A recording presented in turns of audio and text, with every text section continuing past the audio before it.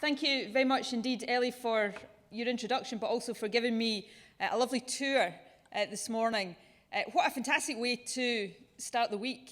A Monday morning speaking to such a brilliant audience full of women.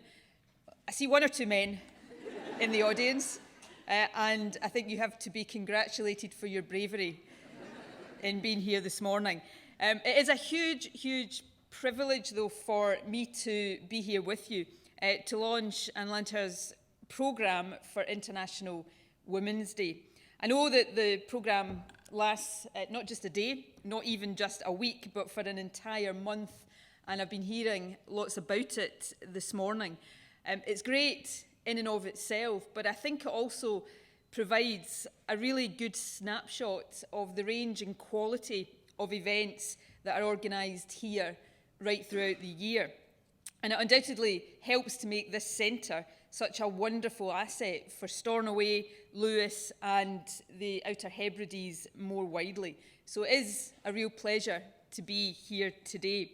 I was looking before I came here at the list of events that have been put together for International Women's Day, and as I say, I've been hearing a bit more about it today. And one thing which really impressed me was the sheer diversity of it. The programme includes the art exhibition that's been launched later this week, a live concert from the Bevy sisters, and Gerda Stevenson performing a reading about women, including the filmmaker Margaret Tate, women whose achievements have very often been overlooked. I was also struck by some of the films that are being shown. In particular, I noticed that on Saturday there's going to be it says when I read it, a party night, but I'm being told it this morning that it's actually a disco night, which includes a showing of one of my favourite films, actually, of all time, Desperately Seeking Susan. It makes me feel quite old, though, because I was, I think, 15 years old when that film first came out. And if you told me back then that one day a breakfast discussion with me would feature on the same programme of events as a disco night with Madonna, I probably wouldn't have believed you, but I'm delighted about it. Now, as Ellie said, I've been asked to talk specifically today about how women experience work in politics and public life, something that I'm probably reasonably qualified to talk about. And for that reason, I want to approach this really by reflecting on some of my own personal experiences, because I've been involved in politics now since I was a teenager, and those 5 years have absolutely flown by. But when I think back to the days when I was first becoming involved in politics, then even more, in fact considerably more than is the case today, politics and public life in general, I guess, was very much a male-dominated environment. Not just male-dominated, and no offence to the guys in the audience, but often a middle-aged male-dominated environment. And looking back on that, and I should say I am talking about this today with hindsight, because it's not something I was particularly conscious of at the time. But when I look back at that, as a young woman in politics, surrounded by all of these middle-aged men, what you find, I think, is that you started to behave like some of these middle-aged men, because you thought that was what was expected. And in politics, that often means behaviour that is quite adversarial or aggressive, because that's what was considered, and perhaps even now today still considered, to be necessary to succeed in the world of politics.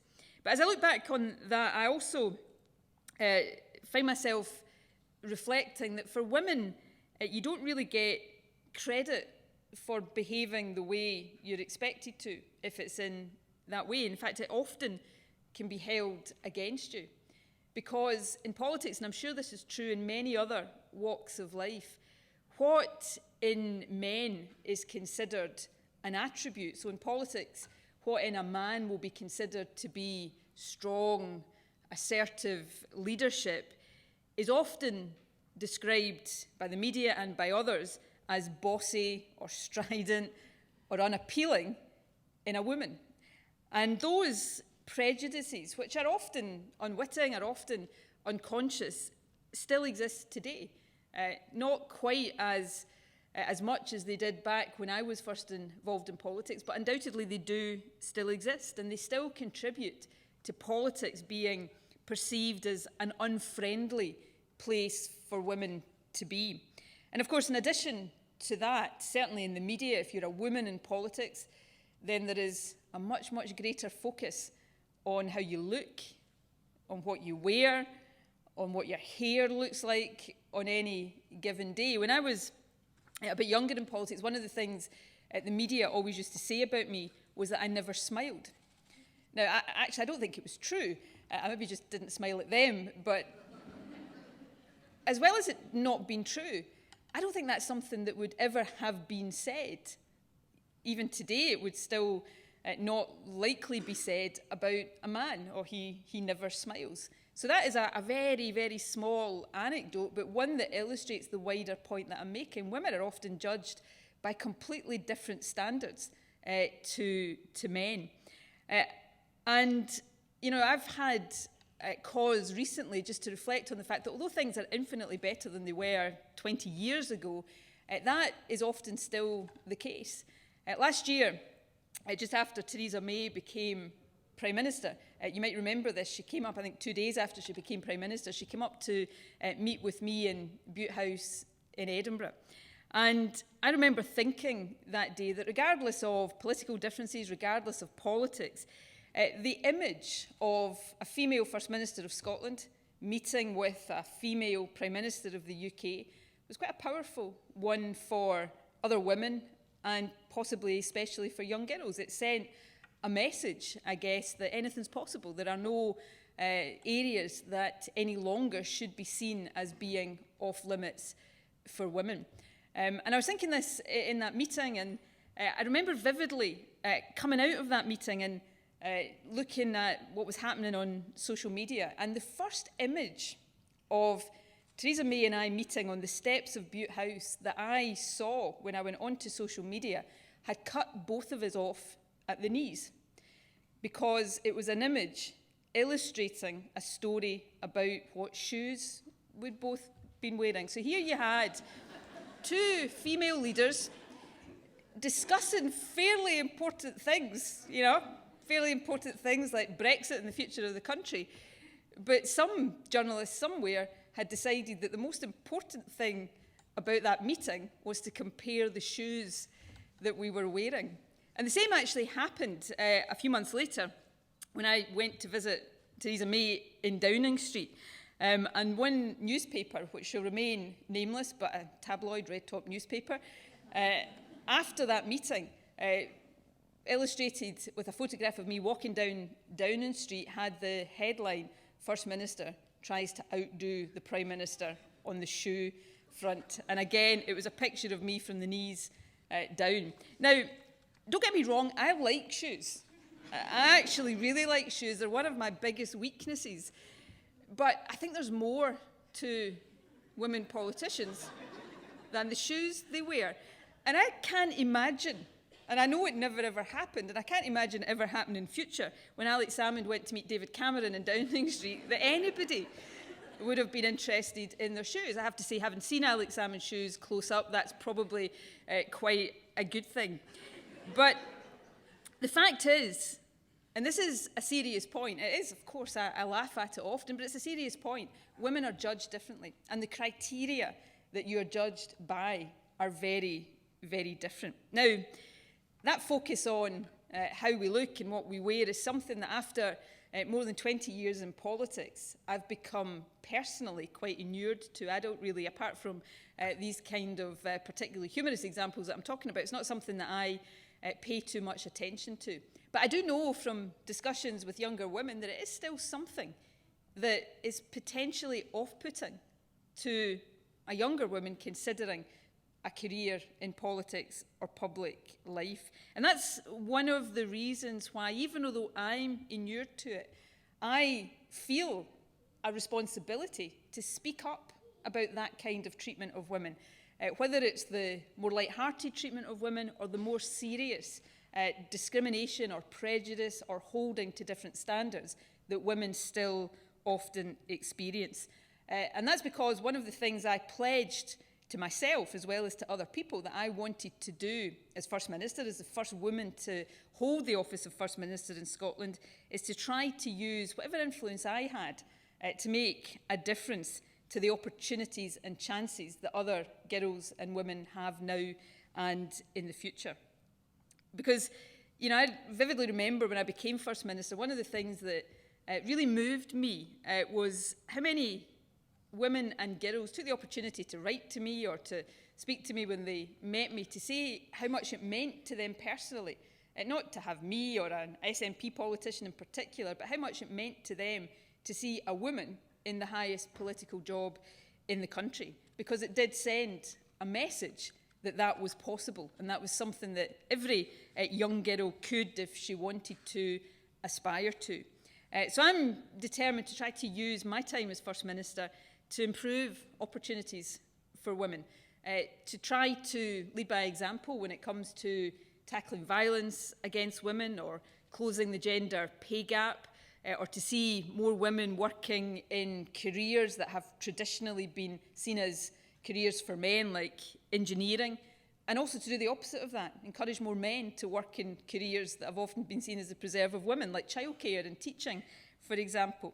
And of course to promote equality when it comes to the decision-making bodies of our country, whether that's the cabinet of our country or the public and private sector boards that make so many of the decisions that then influence the opportunities that women have in life. And I was very determined when I became First Minister that in that, in ensuring equality of representation, I was going to try to lead by example. And one of the first things I did as First Minister was to appoint a cabinet that was gender balanced, that had 50% men and 50% women. Now, at the time I did that, it was, so I'm told, one of only 3 gender balanced cabinets anywhere in the developed world. Subsequently, of course, we've seen Canada also have a gender balanced cabinet, and I'm sure there are others now as well.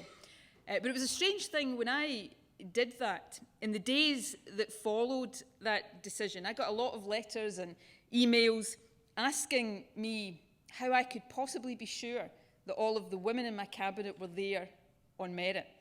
I didn't get a single email or letter asking me how I knew that all the men were there on merit. And that's quite important, isn't it? Because, you know, I'm a strong believer in meritocracy.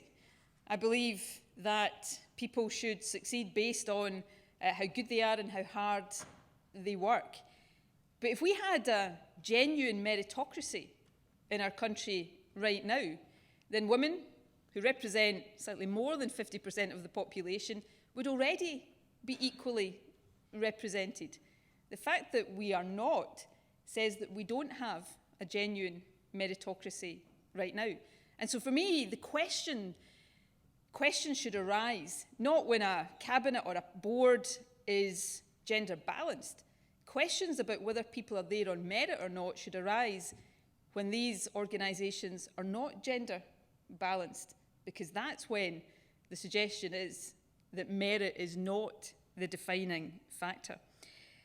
Now, in Scotland, of course, we're fortunate. We have a politics that I think is much more conducive to the involvement of women than perhaps many other countries. The 3 main parties in Scotland are now all led by women, a fantastic achievement. But that said, we've still got an awful lot to do.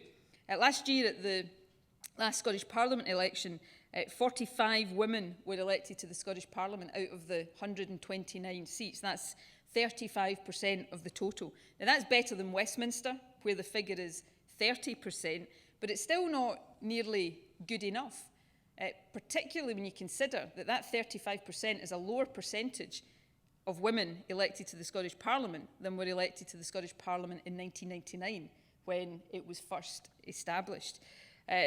the SNP, my own party, Labour, managed to increase their share of women MSPs, but the overall proportion was held back by other parties that didn't. So there's a lot of work for every political party to do. In my own party, we're working very hard to do that, to advance equality. We've got a women's academy for the forthcoming council elections. We've taken particular steps to have more women selected and hopefully elected. We've got a record proportion in the coming council election of female candidates standing. So we're not perfect, but we are making progress.